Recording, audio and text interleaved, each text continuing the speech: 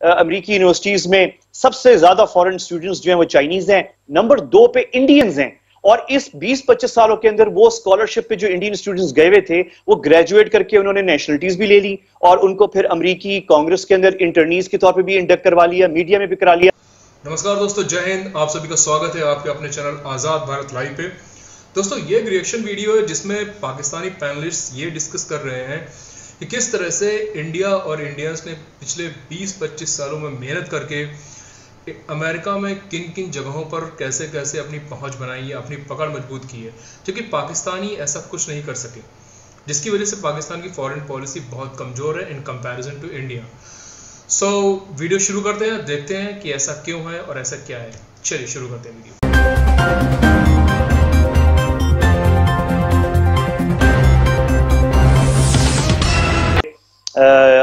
India पे किसी अमरीकी सदर ने शायद इंडिया पे सख्ती तो सवाल ही पैदा नहीं होता था।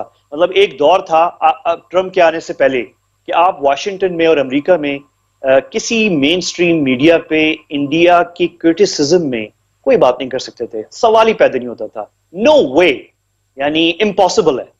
और सिचुएशन पिछले 2-3 साल में इस तरह बदली है कि अभी कल ये जो डिबेट हुई थी पहली, इसमें ट्रंप साहब ने जहां चाइना और रशिया की क्लास ली, वहां इंडिया की भी क्लास ले ली। एक जगह पे उन्होंने जिक्र किया कि ना चाइना सही बता रहा है ये कोरोना वायरस के हवाले से जो फिगर्स हैं, और इंडिया पे उन्होंने फोकस किया। उन्होंने कहा इंडिया भी जो है, आप समझते हैं कि इंडिया आपको सच बता रहा है, इंडिया सच नहीं बता।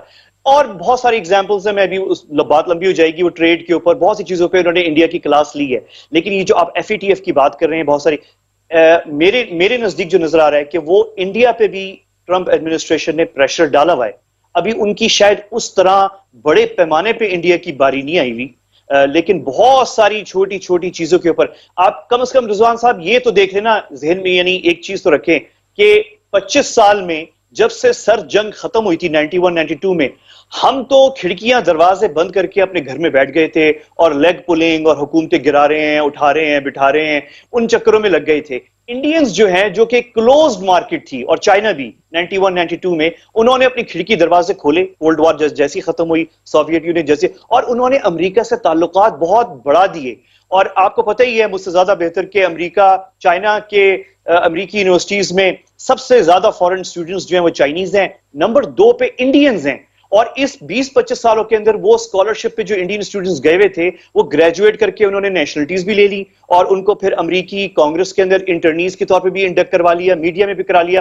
गर्ज मेरा कहने का सिर्फ इतना है कि उन्होंने 20-25 साल में इंडियंस ने बहुत काम किया है और ट्रंप को, लेकिन इसके बावजूद आप हमें ये क्रेडिट दें, ये सारी उन बातों के बावजूद जो आपने भी लिस्ट की हैं और जो सही हैं कोalition फंड के हवाले से FATF, लेकिन ये भी फैक्ट है कि वो जो अंधा ब्लाइंड अमेरिकी पॉलिसी, अंधी ब्लाइंड पॉलिसी इंडिया की फेवर में, जो किसी चीज पे इंडिया को क्वेश्चन नहीं करना, वो पिछले 2-3 सालों के अंदर चेंज हुई है। और कश्मीर पे आपको याद है जब ट्रंप ने पहली बात की थी तो ट्रंप जो है इनफ नहीं है, काफी नहीं है, उस पे हम चाहते हैं कि वो बहुत आगे जाएं। लेकिन जितनी भी उन्होंने बात की कश्मीर के ऊपर सालसी के हवाले से, और ये साबित किया अपना प्लेटफॉर्म के लेवल पे, कम से कम ये साबित किया कि ये इंटरनल मैटर नहीं है इंडिया का। और जप्पियां लगाने के बावजूद मोदी साहब की, और हाथ पकड़ने के बावजूद, और दोस्ती दिखाने के बावजूद भी उन्होंने कश्मीर पे सालसी की बार बार ऑफर करना छोड़ी नहीं। और ये चीजें उनकी अपनी वजारत खारजा जो है उसके मुखालिफ थी। जो अमरीकी फॉरेन पॉलिसी एस्टेब्लिशमेंट है वो भी मुखालिफ थी कि इंडिया पे आप ऐसी बात क्यों कर रहे हैं, कश्मीर को क्यों बीच में लेकर आ रहे हैं। लेकिन और ट्रेड के ऊपर भी थोड़े बहुत हल्के फुल्के सैंक्शन इंडिया पे लगाए हैं। बहुत सारी इश्यूज हैं इंडिया के ऊपर जो ट्रंप ने, वो जो अंधी ब्लाइंड पॉलिसी अमेरिका की जो प्रो इंडिया थी, उस पर थोड़ा सा ब्रेक लगाया है। और आपको पता है कि पहला अमेरिकी सदर है जो इंडिया जाके पाकिस्तान की, उसने सरजमीन पे खड़े होके पाकिस्तान की तारीफ की है। ये ना बिल क्लिंटन ने की थी, ना ओबामा ने की थी, ना किसी और ने। मतलब मैं सिर्फ ये नहीं कह रहा कि ये कोई बहुत बड़ी कामयाबियां हैं या हम कोई इस पे तबले बजाएं बैठ के। मैं सिर्फ ये आपसे कह रहा हूं कि थोड़ी सी सिचुएशन चेंज हुई है, हमारे लिए जगह बनी है, हम इस जगह जो बनी है इसमें बहुत कुछ खेलने का हमें मौका मिल गया है। हमें खेलना चाहिए, हमें कॉन्फिडेंट होना चाहिए। हमने पहले भी इस बहुत बड़ी सुपर पावर को अपने करीब रखा है और इससे फायदा उठाया है, और हमें फायदा उठाना चाहिए, क्योंकि जब हम بالکل ہی نیگیٹو ہو کے پیچھے سٹیپ بیک ہو جاتے ہیں. ہوتا یہ ہے کہ خطے میں دوسرے ممالک ہیں جو دکھاتے اپنے آپ کو یہی ہیں کہ وہ بڑا نیوٹرل ہیں یا خوددار ہیں یا وہ پرو امریکہ نہیں ہے, لیکن وہ ڈیلز کرتے ہیں امریکہ کے ساتھ اور فائدہ اٹھاتے ہیں افغانستان میں بھی اور ریجن کے اندر بھی. ہمیں بھی اٹھانا چاہیے. ہم دوبارہ آتے ہیں. وہ تو مودی صاحب جو ہیں وہ عقل مند نکلے. انہوں نے کہا کہ چائنا کو جا کے جپی ڈال لی جائے کیونکہ امریکہ جو ہے وہ تو ایسے ہی کر جاتا ہے, اس لیے انہوں نے اپنی پیس ڈیل جو ہے وہ سیکیور کی ہے ان کے ساتھ. تو اب ظاہر ہے کہ اس کے حوالے سے بہت ساری مایوسیاں ہیں کہ یہ لڑائی کیوں نہیں ہوئی. بھائی وہ نہیں لڑنا چاہ رہے دونوں. Coming back to that election campaign sir, professor, یہ امریکی صدر کا انتخاب کی پوری دنیا کے لیے ایک بہت ہی گیم چینجر ہوتا ہے. بہت ساری پالیسیز بدلتی ہیں, خاص طور پہ جب ایک پارٹی کے بعد دوسری پارٹی کا صدر آتا ہے. ٹرمپ صاحب جو ہیں وہ اوباما کے بعد ظاہر ہے کہ وہاں پہ ڈیموکریٹ کو شکست دے کے آئے تھے, تو کنزرویٹیوز آئے تھے. تو ایسی صورت کے اندر اگر جو ہے جو بائیڈن صاحب جو ہیں, اور ظاہر ہے کہ وہ ایک معروف شخصیت ہیں خیالات نظریات کے حوالے سے, پالیسیز کے حوالے سے, اگر وہ آتے ہیں تو ظاہر ہے کہ ایک سیٹ بیک تو ہے ہمارے ہمسائے افغانستان کے اندر پیس ٹاک کو, کیونکہ بڑے کھلے عام وہاں پہ یہ باتیں ہو رہی ہیں کہ ہم یہ پیس ٹاک جو ہے یا پیس ڈیل جو ہے اس کو ریورس کریں گے, جس طرح ٹرمپ صاحب نے آگے بہت ساری ڈیل جو تھیں وہ ریورس کی تھیں. تو اگر تو پاکستان کو کہاں پہ ہم کیش 22 لائک سچویشن, ہم نے کچھ کیا بھی نہیں, پھانس ہسی پھر بھی پڑے جانا ہے.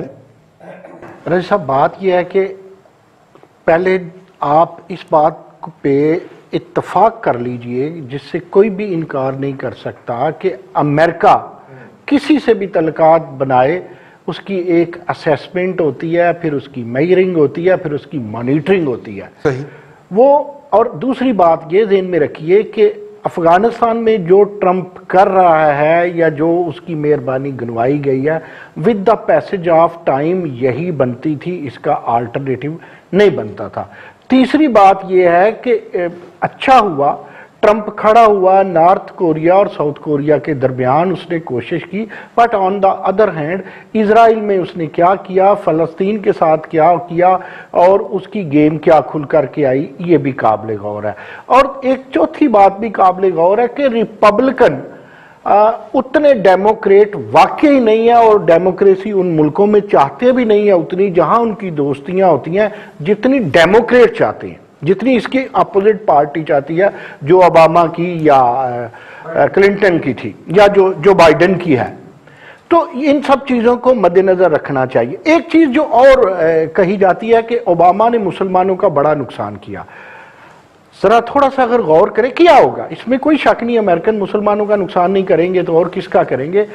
اس سے کہیں زیادہ بش جونیئر اور بش سینئر نے کیا تھا, جس کے اثرات ہم آج تک بھگت رہے ہیں. اب پانچویں بات اس کی جو ٹرمپ کے حوالے سے کرے, ٹرمپ نے کوئی وہاں چینج نہیں دی. امریکہ میں اس نے کچھ پروجیکٹس کو ختم کیا, کچھ کے وہ پیچھے ہٹا, کچھ اس نے یو ٹرنز لیے. کوئی ایسی اگریسیو سوائے اپنی بد زبانی کے میں نے اس کے ورکنگ میں یا اس کی پروگریس میں یا اس کے چین ریاکشن کی تکمیل میں اس کی اگریسیونیس کہیں نہیں دیکھی. اب واپس میں آ جاتا ہوں ان پوائنٹس کے بعد افغانستان پہ. اچھا ذرا سوچئے کہ اب اگر ٹرمپ یہ کچھ نہ کرتا تو کیا کرتا.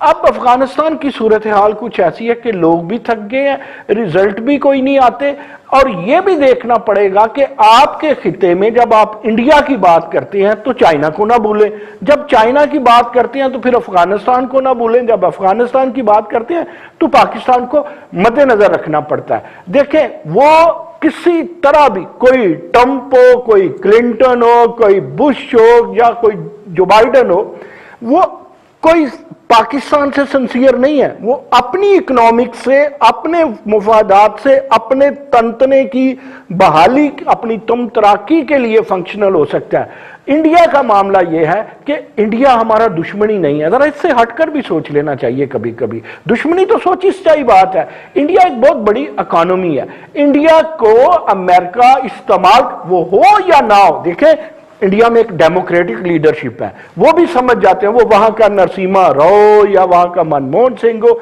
या आज का मोदी हो, वो अच्छी तरह उन चालों को समझते हैं जो अमेरिका से चलती हैं, लेकिन वो कभी भी लड़ते नहीं है चाइना से। इसके बावजूद हमें तो वो समझते हैं कि we are parasites on the China and we are the parasites on the America, while on the other hand Indian के मतलब वो समझते हैं कि ये हमारे साथी हो सकते हैं। फिर दूसरी तरफ देखिए कि इंडिया पे उन्हें इसलिए भी गौर करना पड़ता है कि मुझे अच्छी तरह याद है, मैंने कई अपने फौजी भाइयों से सुना कि जब उनको चोट लगती थी, जो वो लोग जो इंडियन थे या इंडियन आर्मी से रिलेटेड थे या रा के थे, उन्हें प्रोटोकॉल मिलता था, और जो पाकिस्तान के हक में थे उन्हें तो सही, वो जंग के दौरान उन्हें तो मरहम पट्टी भी सही नहीं मिलती। यानी ये देखें कि इतना बड़ा इंपैक्ट इंडिया का अफगानिस्तान के अंदर, इतना बड़ा इंपैक्ट इंडिया का अफगानिस्तान के अंदर भी है। चले गए फिर आप देखें कि ईरान वाली अगर बात को पे आप गौर करें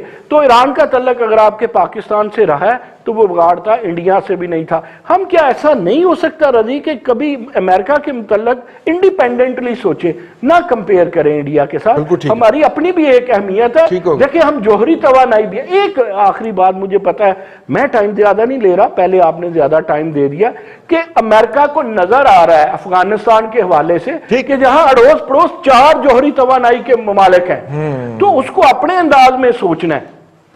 और एक बात, खुश नहीं है मेरे सर्वे के मुताबिक, मेरी स्टडी के मुताबिक, गलत भी हो सकती है। और फिर आपने देखा, जैसा आपने अपने इब्तिदाइये में भी कहा, कि ट्रंप ने कैसी बोंगियां मारी हैं। पहली जो उनकी आपस में डिबेट हुई है तो उनकी बहुत सारी बोंगियां, इवन उनकी ये जो चैलेंज, जरा गौर कीजिएगा, सारी दुनिया के लिए चैलेंज एक तरफ होता है, अमेरिका के लिए चैलेंज दूसरी तरफ होता है, बावजूद कि वो कोई आसमानी आफत हो या दूसरी, जिस तरह आप ये कोविड-19 की बात कर लें।